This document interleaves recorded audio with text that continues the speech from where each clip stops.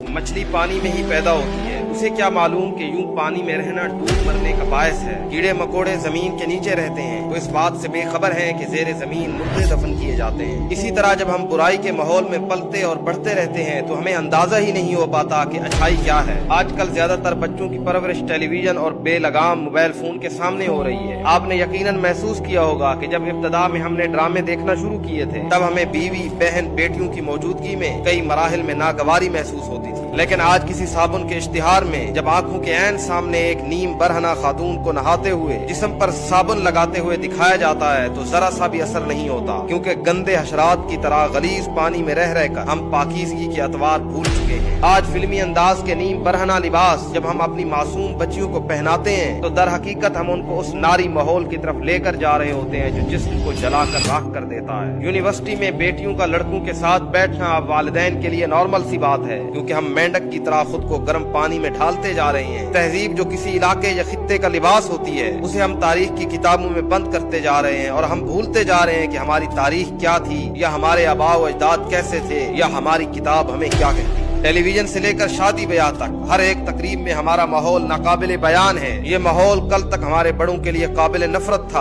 आज हमारा पसंदीदा है। अपने आप को देखिए और फिर सोचिए आने वाली नस्ल का जो आपसे 4 हाथ आगे का सोचेगी, फिर यही काम आपके लिए गुनाह जारिया बन जाएंगे। शर्म हया जो मुसलमान के लिए कई बुराइयों के खिलाफ एक ढाल की वक़्त और हैसियत रखती है, कहीं हम उस ढाल को फेंक तो नहीं बैठे, कहीं हम ऐसे बीज तो नहीं बो रहे जिसकी जड़ें कल हमारी गैरत की इमारत उखाड़ फेंकेंगी। जी बिल्कुल, यकीनन ऐसा है, हम जानकर खुद को तबाही की तरफ लेकर जा रहे हैं। आप अपने अंदर भी ये बदलाव महसूस करते होंगे, अपनी फैमिली में भी और अपने आस पास रहने वालों में भी। तो सबसे पहले खुद को तब्दील कीजिए, इस बुराई से निकालिए और उसके बाद फिर घर वालों को और हर मुसलमान को इस कैंसर से दूर रखने की कोशिश कीजिए। और अगर ये नहीं किया फिर मेरे नबी की वो हदीस सच्ची आएगी, इज़ा फातल हया फफअल मा शिता। जब तुम्हारे अंदर हया खत्म हो जाए तो फिर अल्लाह का तुम्हारे साथ कोई ताल्लुक नहीं है, जो तुम्हारा दिल करे कर।